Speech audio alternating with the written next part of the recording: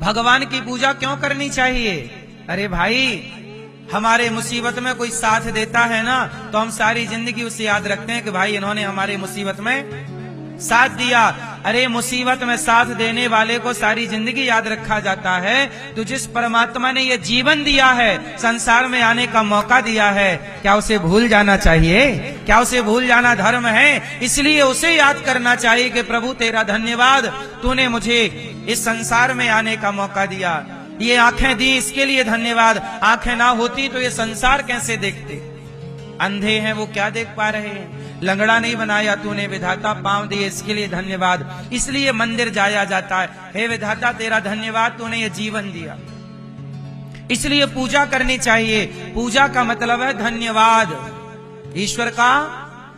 लेकिन आजकल लोग इतने नमक हराम हो गए हैं कि जिस परमात्मा ने सब कुछ दिया उसी को कहते हैं अरे भगवान भगवान कुछ नहीं होता। गधे, भगवान नहीं होता तो तुम कैसे होते? मतलब जिस पत्तल में खा रहे हैं उसी में। इतनी गद्दारी नहीं होनी चाहिए, ईमानदार बनो। यदि हमारा सनातन कहता है कि किसी ने एक गिलास पानी पिलाया हो आपको, तो आपको उसका ऋणी होना चाहिए। क्यों? किसी ने आपको एक गिलास पानी भी दिया हो तो आपको उसका आभारी होना चाहिए, ऋणी होना चाहिए। माँ ने दूध पिलाया है इसलिए हम माँ के ऋणी रहते हैं, और वो ऋण कभी चुका, हमारे पास इतनी दौलत नहीं है कि हम माँ के दूध का कर्ज चुका सकें। हम सदा माँ के ऋणी रहेंगे, हम सदा बाप के ऋणी रहेंगे, हम सदा उसके ऋणी रहेंगे। आज भी मैं अपने गांव में, जब मैं गांव में जाके भीख मांगा करता था, तो जिन घरों में भिक्षा मांगता था और जो लोग मुझे बचपन में भीख देते थे, आज भी वो लोग हैं और आज भी मैं उनका ऋणी हूं। जब भी वो मुझे मिलते हैं मैं उनको सम्मान के साथ प्रणाम करता हूं कि आप लोगों ने मुझे भिक्षा देकर के हमारा पेट भरने का आप लोगों ने भरण पोषण किया है। आप लोग भीख ना देते तो हम कैसे खाते पीते? तो हम आज भी उन लोगों के ऋणी हैं जिन्होंने हमें एक वक्त पर भीख दी है, तो हम उन्हें भी नहीं भूले जिन्होंने हमें भीख दी। तो हम उसे कैसे भूल जाएं जो हमें रोज ऑक्सीजन देता है, रोज हवा देता है, रोज जीने के लिए सांसें देता है? उस विधाता को हम कैसे भूल जाएं? इसलिए मंदिर में जाके उसकी चौखट को प्रणाम करके और उसके चरणों में मस्तक झुका के धन्यवाद देते हैं, प्रभु आपकी जय। हम आपसे कुछ लेने नहीं आए, आपने जो दिया है वो ही बहुत है। भगवान ने आपको क्या दिया है? हमने कल आपको बताया था, आपके पास सबसे अनमोल क्या है? क्या है? क्या है? आपके पास सबसे अनमोल है आपका जीवन। कल हमने बताया था कि 100 किलो सोने से आप 1 मिनट खरीद नहीं सकते। 100 किलो सोना देकर भी आप 1 मिनट खरीद नहीं सकते कि 1 मिनट और मैं ज्यादा जी लूं भैया, 100 किलो सोना ले लो, 1 मिनट की मोहलत दे दो। नहीं, 100 किलो सोने से भी 1 मिनट नहीं खरीदा जा सकता। बोलो हाँ। 1000 किलो सोने से 1 मिनट नहीं खरीदा जा सकता। और वो अनमोल समय ईश्वर ने आपको दिया है कि नहीं? तो सोने से महंगे क्या हुआ? सोने से महंगा क्या हुआ? समय, आपका जीवन। और वो आपका जीवन आपके पास है और वो जीवन देने वाले परमात्मा है। इसलिए उस परमात्मा के चरणों में सदा नतमस्तक रहो कि विधाता तेरा धन्यवाद, तूने ये अनमोल जीवन दिया, अनमोल सांसें दी, ये सुंदर संसार में आने का मौका दिया। कुत्ता बिल्ली बना देते भगवान तो क्या कर लेते आप? लेकिन कुत्ता बिल्ली की योनि से निकालकर परमात्मा ने आपको मानव जीवन दिया। बड़े भाग्य मानुष तन पावा, सुर दुर्लभ सदग्रंथ निगावा, फिरत सदा माया कर प्रेरा, काल कर्म स्वभाव गुण घेरा। भगवान तो 84 लाख योनियों से निकालकर हमें ये शरीर दिए, इसलिए उनका धन्यवाद। इसलिए मंदिर जाता है। ये नहीं कि भगवान ये और दे दो, अरे जो दिया है संतोष रखो ना मेरी माँ। आप लोगों के पास जितना है आपकी औकात से ज्यादा दिया है ईश्वर ने आपको। बोलो हाँ।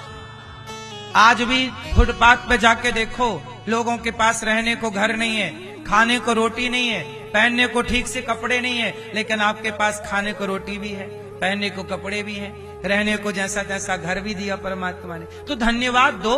शिकायत तो करने के लिए, फिर शिकायत तो रावण की भी थी, फिर तो इच्छाओं का कोई अंत नहीं है कि ये भी मिल जाए, ये भी मिल जाए, लेकिन जितना मिला है वो भी कम नहीं है। लेकिन हम लोग धन्यवाद देते नहीं ईश्वर का, ये मानते नहीं कि हमारे पास बहुत है। हम लोग सदा ये मानते हैं हमारे पास कम है। कम नहीं है, आपके पास औरों से ज्यादा है।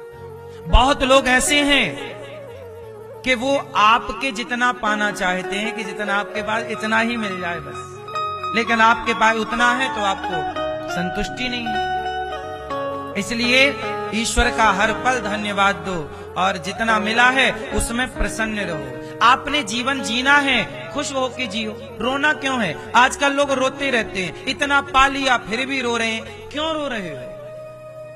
हम तो तब भी नहीं रोए जब भीख मांगते थे, हम तो नहीं रोए, तब भी ईश्वर का धन्यवाद था। आज भी कुछ बदला नहीं है, आज भी ईश्वर का वही धन्यवाद।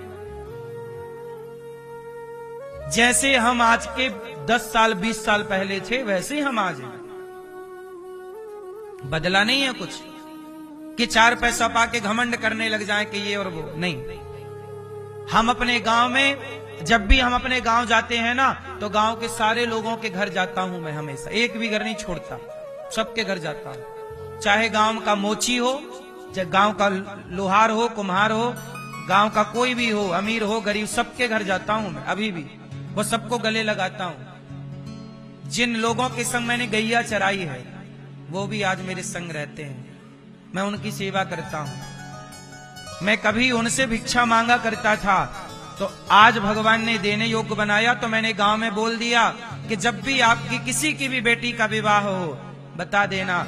आज भी हमारे गांव में किसी की भी बेटी का विवाह होता है तो गौरी गोपाल आश्रम की ओर से ये दास अनिरुद्ध उन बारातियों के भोजन की और बेटी को दान दक्षिणा अधिक से अधिक देने का प्रयास करता है, क्योंकि वो मेरे गांव की बेटी है।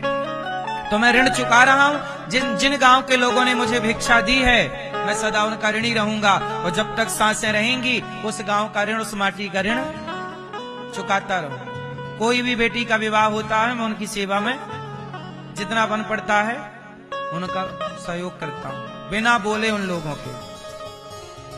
गांव के लोगों का भी नियम हो गया है कि किसी की भी बेटी का विवाह होगा, फोन बस लगा देते हैं वो मेरे को, क्या बेटी का विवाह है फलानी तारीख को, बस। तो ये अपने गांव के प्रति जहां से मुझे मिला है भिक्षा, मैं उसके प्रति सदा क्या रहूंगा? ऋणी रहूंगा। मैं ऋणी हूं। मैं उन लड़कों की तरह नहीं हूं कि माँ बाप से मलमूत्र धुलवा लिया, माँ बाप के पैसों से पढ़ लिख लिया और अब माँ बाप को छोड़ दिया। ऐसा नमक हराम नहीं हूं मैं,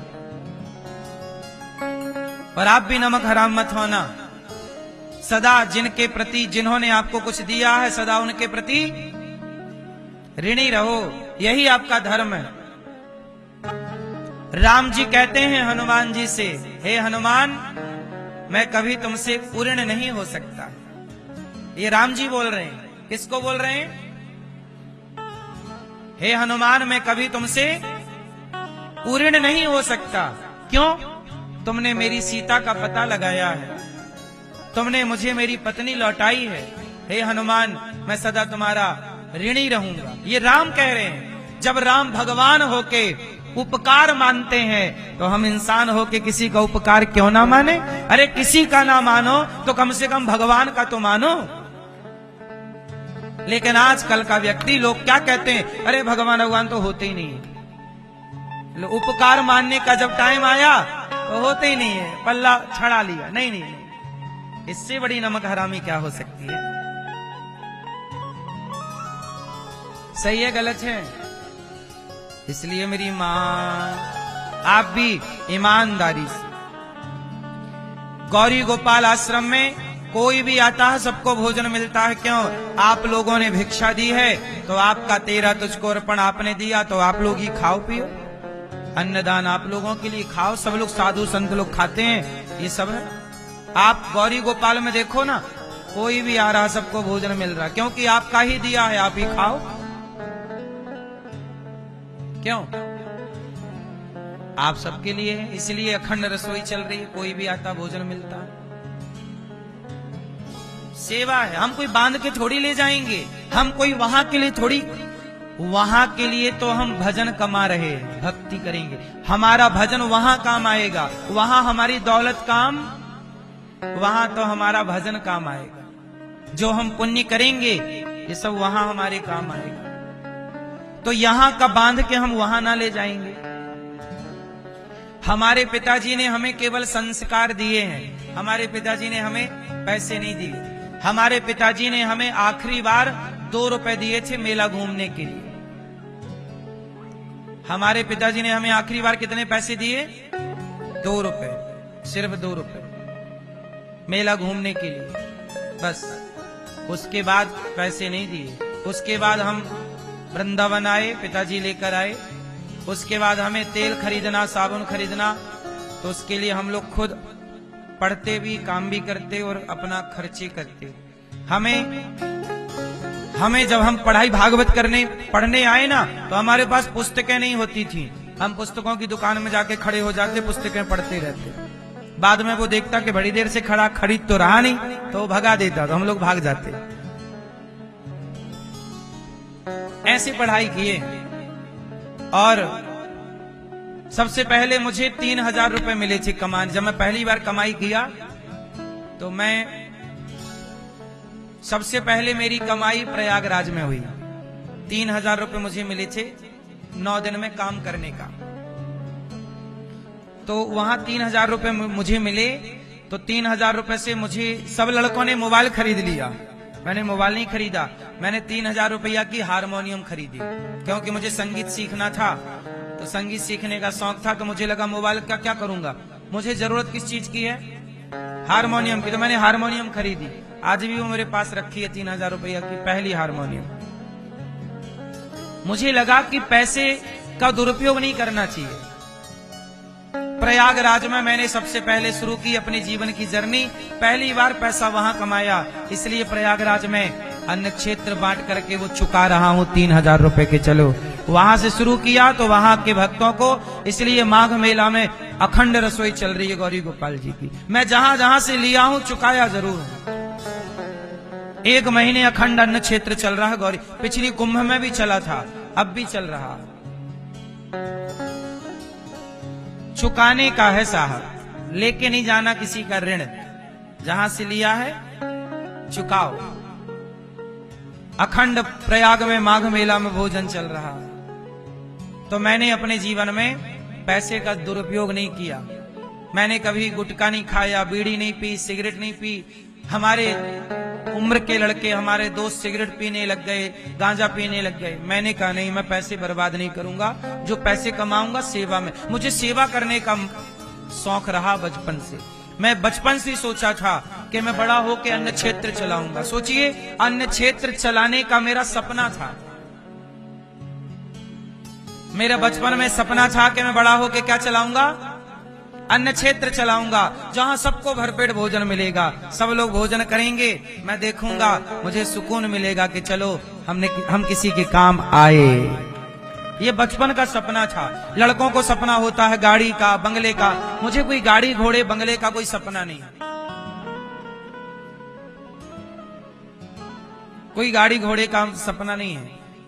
हम कोई गाड़ी वाड़ी उतनी ही लेते हैं जितनी हमें जरूरत पड़ती है आने जाने की, क्योंकि आज के युग में आना जाना है तो गाड़ी तो होनी है। तो जो जरूरत है वो लेते हैं, लेकिन कोई शौक नहीं है कि हमें गाड़ी का शौक है। कोई शौक नहीं है, ना हमें खाने पीने का शौक, ना गाड़ी घोड़े का शौक। शौक है केवल सेवा करने का, और वही भगवान करा रहे हैं शरीर से। आप यदि सही है ना मेरी माँ, तो भगवान से आज तक ये दास ने भगवान से मांगा कुछ नहीं। जो सोचा है वो भगवान ने पूरा किया है। मैं सारी बात केवल इसलिए बता रहा हूं कि आपका समर्पण भगवान से होगा तो आपको कहना नहीं पड़ेगा। भगवान बिन मांगे मोती मिले, मांगे मिले ना भीख। प्रेम करिए भगवान से, समर्पण करिए भगवान में।